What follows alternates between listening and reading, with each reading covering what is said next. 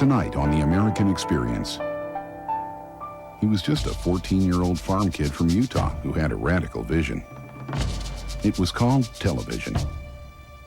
But this lone inventor would spend the rest of his life in a battle against corporate giants, in a race to hold on to his big dream, small screen. Tonight on the American Experience.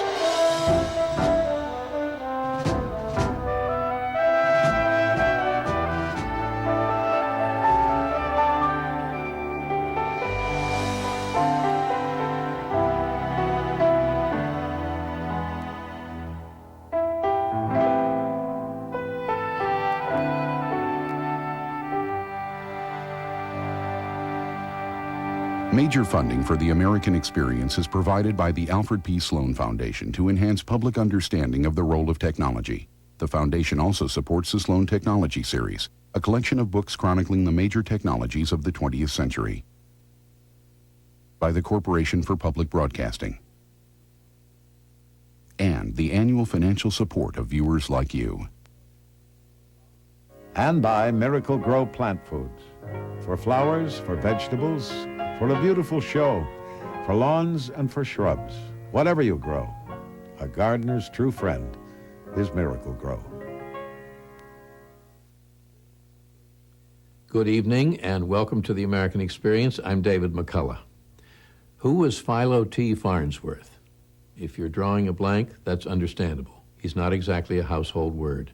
There's no familiar product bearing his name, no place on the map, not a Farnsworth Institute or university, or even passing mention of him in the usual history books, though there should be all of that. Philo Farnsworth effected change so profound and far-reaching that we're still incapable of knowing the half of it. For his was the genius that transformed electrons into visual images. His was the genius that gave birth to television. And it is a story so compelling, so very American, as to seem the stuff of myth. Like Abraham Lincoln, he was born in a log cabin. Like such other American giants of science and invention as Franklin, Edison, the Wright brothers, he sprang from the most obscure beginnings and without formal training.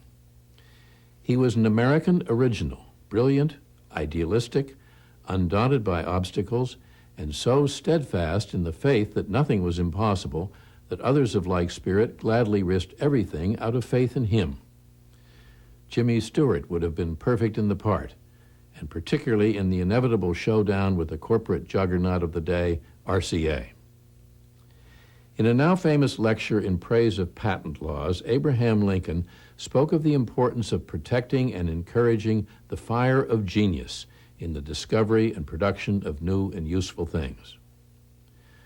Once having seen tonight's film about the fire of genius as manifested in one 20th century farm boy, I doubt that any of us will ever again have trouble with the question, who was Philo T. Farnsworth?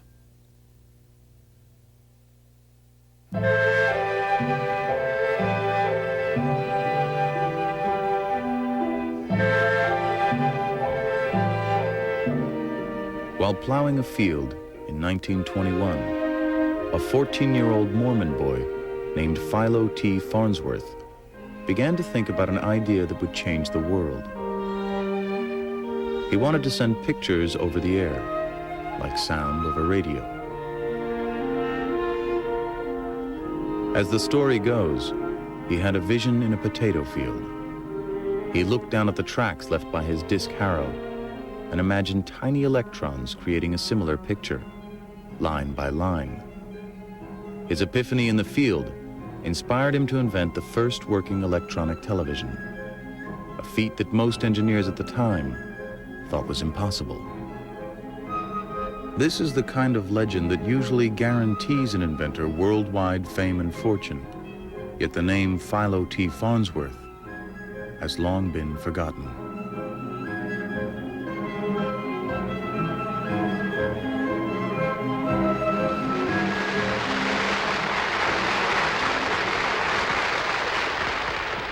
Now, we're not going to identify this contestant panel. We will call him simply Dr. X.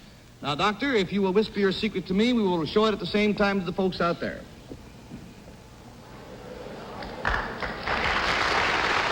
All right? like to help to classify Dr. X's secret, I'll tell you it concerns something that he did, and we'll start with Bill Cullen, please. Do doctors use this object? Is this some kind of a machine that might be painful when it's used? Yes, sometimes it's most painful. You're a wise man. Are you a dentist? No, I'm not a dentist. No one knew who Philo Farnsworth was. People in the industry knew, particularly the older people that are actually around when he was demonstrating television in 1930. When I was a kid, it was in the 40s. There wasn't any television happening, so you said my father was an inventor and invented television. People would say, that's nice. What is it? This is Dr. Philo T. Farnsworth, who invented electronic television. I suppose you could say that he felt he had created kind of a monster, a way for people to waste a lot of their lives. Doctor, truthfully, are you sorry? No, I'm not. Well, it's up to you. I asked him the same question. He said sometimes. He said sometimes. Through my childhood, his reaction to television was, there's nothing on it worthwhile, and we're not going to watch it in this household, and I don't want it in your diet, your intellectual diet.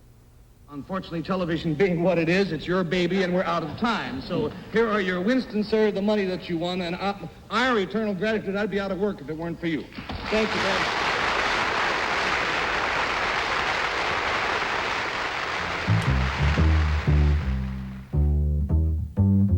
He was out there all alone, all the time, and had been since the time he was a child. I mean, can you imagine being a child and hearing about all these things and then thinking about them and then getting ideas and starting to work them out and learning how to put them into mathematical terms and not having anyone to really talk with about it?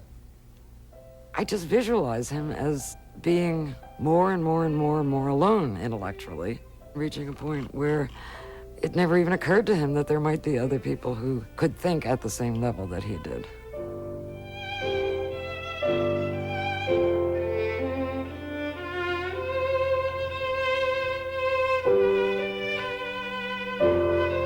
Philo was born in a log cabin in Indian Creek, Utah in 1906. The oldest of 5 children, he was soon put in charge of his younger sisters, Laura and Agnes. Did you say there was an old picture of me in here somewhere? Yes, I think so. It's near the front. It's pretty good, too. Oh. We always lived in remote areas. In a log cabin. In a log cabin with no... We calcimined it. with no modern facilities. And so he had no... really was never exposed to any of these ideas.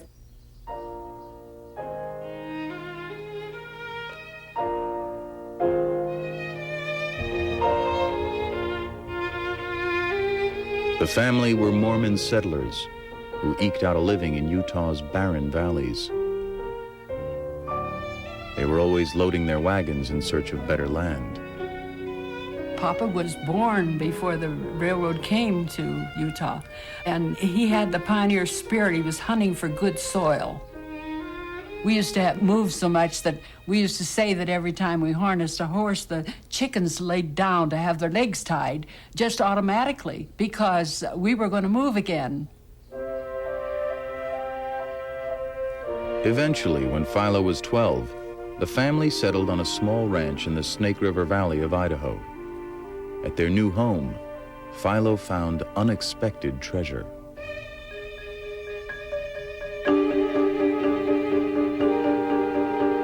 Hidden in the attic were stacks of science and radio magazines. His imagination was fired by Einstein and Marconi and the fantasies of science fiction writers.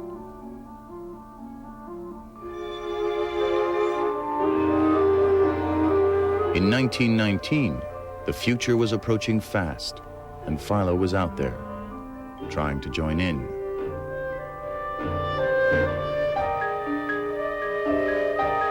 For the first time in his life, there was electricity on the ranch, so he began devising new gadgets to hook up to the power generator.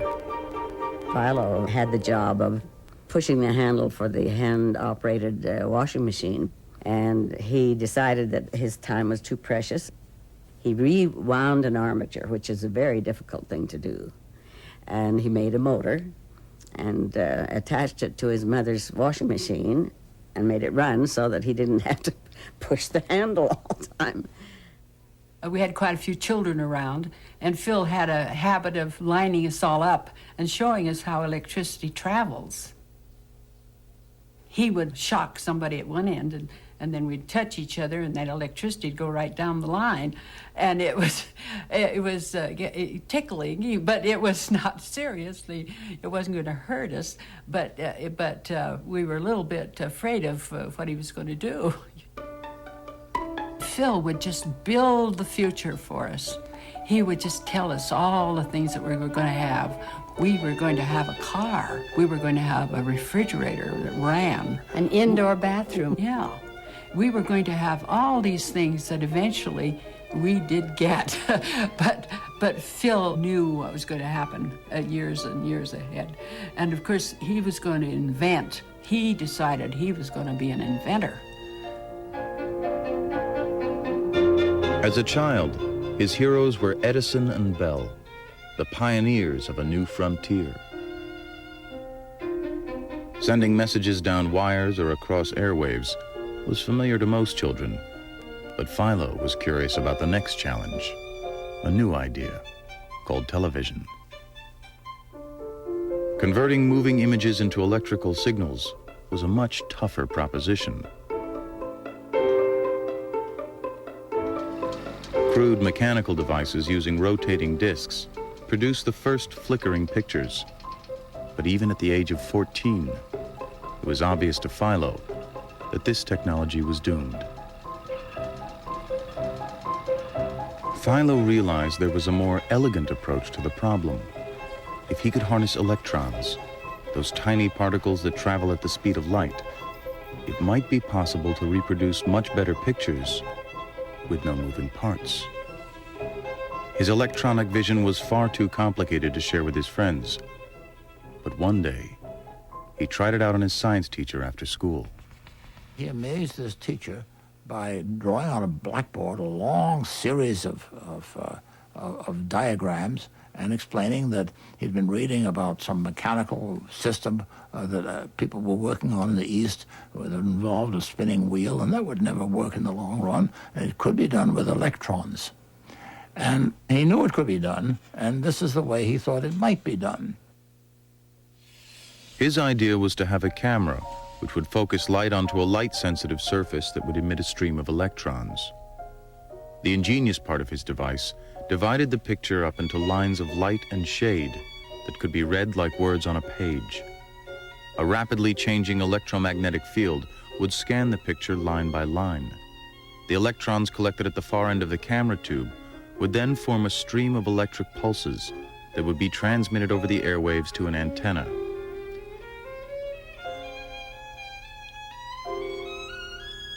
Inside the receiver, the pulses would be converted back into a series of lines, and the picture reconstituted on the television screen. This 14-year-old had the blueprint for an electronic television system.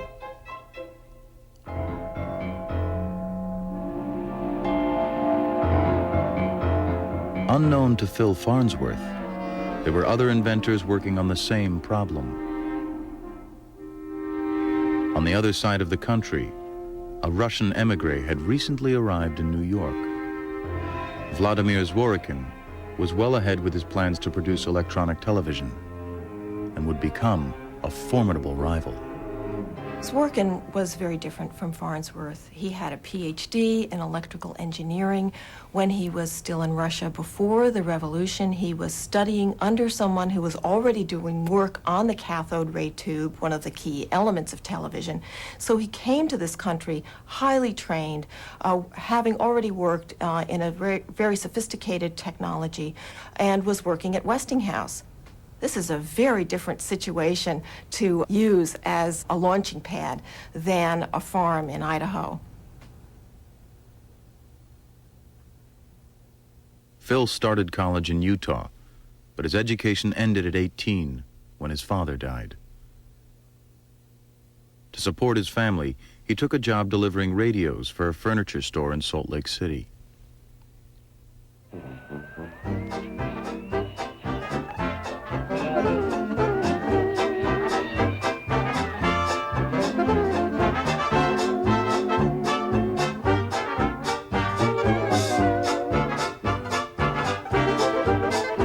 Radio was becoming increasingly popular across America, but in Utah, it was still a novelty.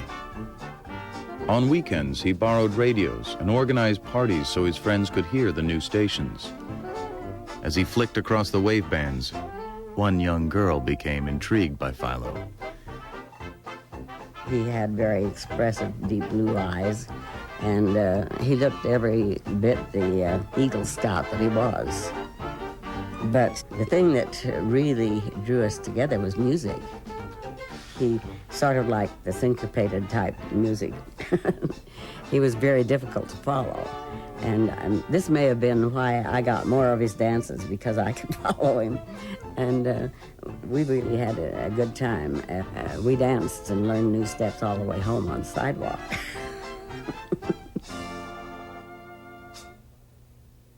By 1925, Philo was impatient to realize his plans for electronic vision. He described his idea for television to two small-time California businessmen, George Everson and Les Gorell. He assured them it was going to be bigger than radio, and they believed him. They agreed to invest $6,000 so he could build a prototype. He's a 19-year-old boy doing all this. The force of his personality must have been absolutely incredible to achieve this. He convinced them to back him with what was, in effect, their life savings. It was $5,000 that Everson had saved up, and this was his rainy day money, and Gorell actually had to promise money. He had nothing to put in. So their entire life savings go into the story told by this 19-year-old boy who transformed himself before their eyes into a visionary. He could foretell just what television was going to do for the world. Make the world a smaller place, because we could watch what other people's lives were like, and they, in turn, could watch us. And, of course, as he said when he gave me my engagement ring, was that he didn't want me to be ashamed of it when we were rich, and we would be rich. Phil was ready to leave Utah to realize his dreams in California, and he persuaded Pem to accompany him.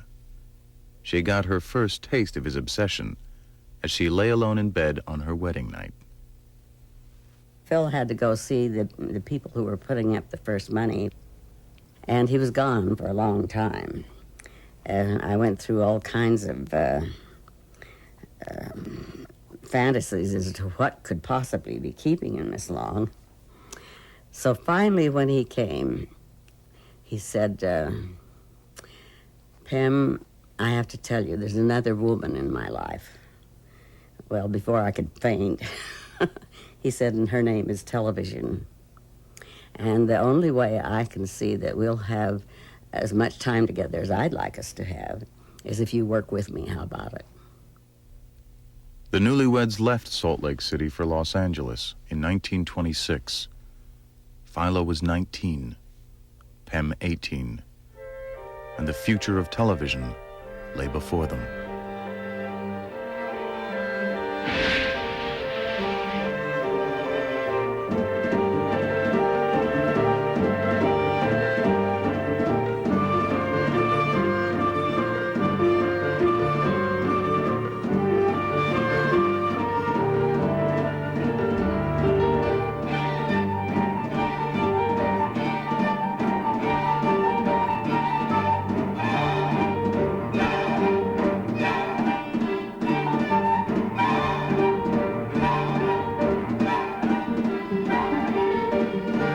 We were two green kids from the country.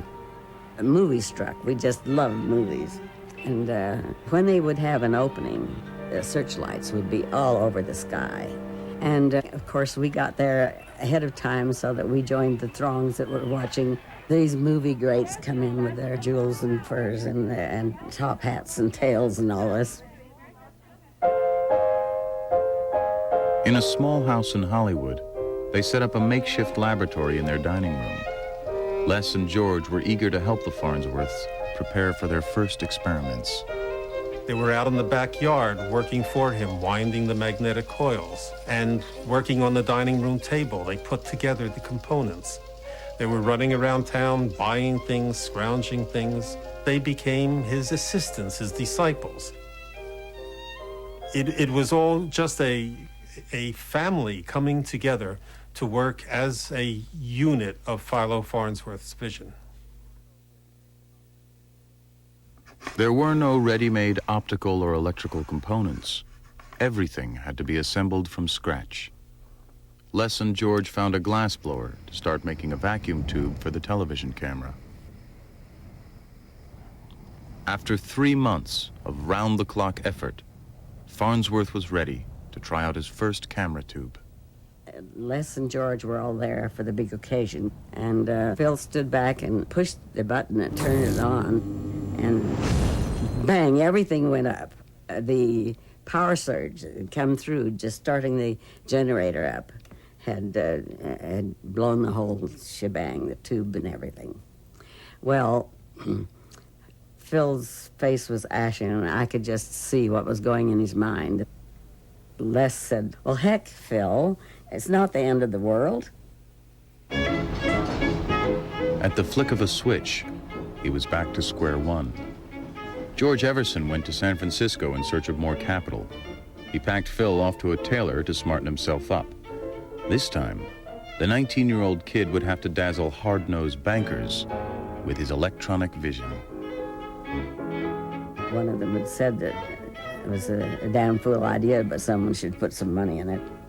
And they decided that they would put up $25,000, and Phil said, "If you do that, I will have you a picture within a year." Anyone with any engineering experience at all would have called that a crazy thing to say, because actually he ran into a lot more blank walls than he thought he would. Phil Farnsworth seemed oblivious to the magnitude of his plan. He had to build a camera tube which would turn an image into a stream of electrons, and a television tube that could turn a stream of electrons back into a picture. Many had talked about electronic television, but to actually build a working system was a daunting task. In a converted second-floor loft, he gathered an enthusiastic band of family and friends around him. Phil's energy was contagious. You didn't work for Farnsworth, you worked with him, as Ram Rutherford discovered. Phil's office was always open. You could always go in and ask him anything you wanted to. He was always looking for the best, and he tried to bring out the best in you. I don't doubt for 1 minute that he was a genius. I mean, to me, he just personified that, because he, everything he would get on, but he could stay on something. In other words, this was his thing. If he got an idea, he wanted to follow it clear on down to the minutest detail. As the ideas poured off the page, the circuits became more and more complex. Early on, it was hard going to produce an image in the first prototype camera tubes. The point was there was nothing you could get off the shelf. I can remember machining up some things that may take you 3 hours to get a piece of metal down to the right thickness, but that's what you needed, that's what you did. They found out I was useful for more than sweeping floors and cleaning windows, because they taught me to use the precision spot welder for making tube elements. And then I did the drawings in Phil's journals. I told him his handmade sketches were much better than my drawings. He says, "Well, we're all just learning, you know, you get better." Each day's progress was meticulously recorded. These notebooks would be his only protection when the patent battles began. Over on the East Coast, Farnsworth's rival Zworykin was struggling. His early efforts to produce electronic television were treated with barely disguised scorn by the Westinghouse research chiefs. Because he had been doing these experiments and asked for a chance to carry them on, they let him do it, although they felt very dimly about it. And when he performed his first demonstrations in the 1920s, many of the people of the Westinghouse people who watched thought it was hopeless, you see. And so the mechanical system of television continued to be used while these visionaries carried on.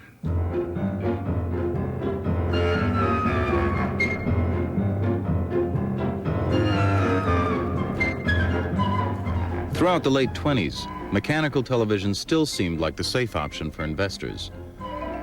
The images may have been crude shadows on a wall, but they attracted enormous public interest. When the first television drama, The Queen's Messenger, was broadcast, the actors had no need to fear recognition in the streets.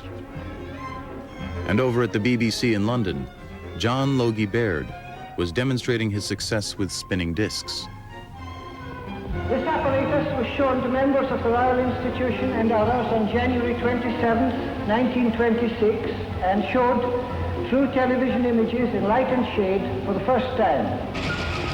This is the scanning disc with its lenses.